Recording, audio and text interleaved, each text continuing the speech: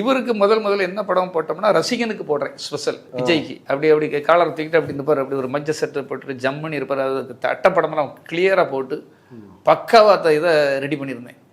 Ready பண்ணி special வந்ததும் பார்த்துட்டு அவருக்கு ரொம்ப சந்தோஷம். முழு புக்கவும் அவங்கள பற்றி ஃபஸ்ட்டு வருது விஜய் பற்றி. ரொம்ப நல்லா இருக்கு, யார் ஃபுல்லாக எழுதுனா செல்வகுமார் தான் ஃபுல்லாக அந்த புக்கு ரெடி பண்ணாருன்னா கூப்பிடுங்க அப்படின்னு சொல்லி என்ன பாராட்டுறாரு.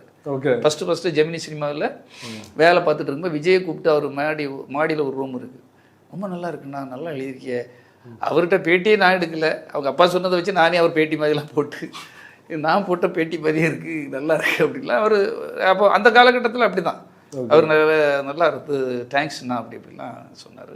இப்போ அதில் தான் எனக்கு மெயின் அங்கீகாரம். அந்த படமும் நல்லா ஓடிச்சு, 150 நாள் விழாலாம் கொண்டாடினாங்க.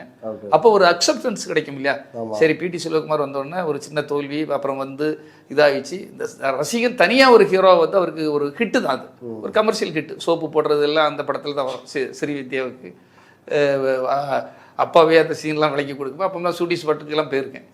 அப்போ சோப்பு போடுற சீனு இது அவங்க அப்பா தான் டைரக்டர் சார். அது அந்த படம் அதுதான், அவர் தான் டைரக்டர். அதை ஒரு பேட்டியில் விஜய் கூட நினைவுபடுத்தி சொல்லியிருந்தாரு, எனக்கு பிடிச்ச காட்சி ஆமாம் அது சினிமா ஸ்கோப்பு முதுகு என்ன பெருசாக இருக்குங்கிற மாதிரி, அது சினிமா ஸ்கோப்பு மாதிரி இருக்குது அப்படின்லாம் சொல்லுவாங்க. அது கொஞ்சம் டபுள் மீனிங், கொஞ்சம் ஆபாச வார்த்தைகள் தான். ஆனால் பையனை எப்படியாவது கீழே கொண்டு போகிறதுக்கு இந்த மாதிரி ஒரு இளைஞர்களை கவரணும்னா இப்படி தான் வழின்னு நினச்சி, அது வேறு வழி இல்லாமல் தான் அவரை விட்டு இறங்கி தான் அந்த மாதிரி படங்கள்லாம் எடுத்தார். பையனுக்காக ஒரு யூத் ஆடியன்ஸை கொஞ்சம் அட்ராக்ட் பண்ணுங்கிறக்காக. ஏன்னா முதல் படத்திலே பெரிய ஹீரோ ஆக முடியாது இல்லையா. இதில் தான் என்னோட கேள்வி, இப்போ டைரக்டர் வேற ஒருத்தர் இப்படி ஒரு காட்சி அப்படின்னா பரவாயில்ல, ஒரு அப்பாவே இப்படி ஒரு காட்சி மகனுக்கு யோசிக்கிறது அப்படின்றது அது ஒரு ஆக்வர்டாக ஃபீல் பண்ணலையா?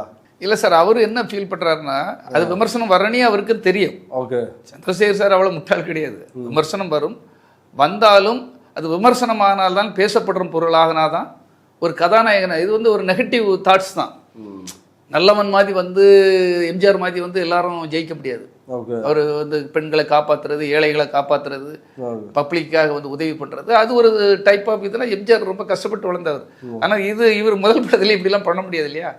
இவர் சோப்பு போட்டார், அதை போட்டார், உள்ள ஒத்துக்கு போட்டார், செய்தார். இது யூத்துக்கிட்ட போய் ரீச் ஆகுங்கிறக்காக அவருடைய இது ஒரு ஃபார்முலா.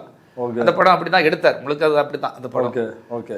ரசிகன் ஹிட் ஆன பிறகு ஒரு பெரிய பேக்கிங், நமக்கும் ஒரு நம்பிக்கை வந்தது, நமக்கும் இந்த இனி வரலாம் செய்யலாம் அப்படின்னு.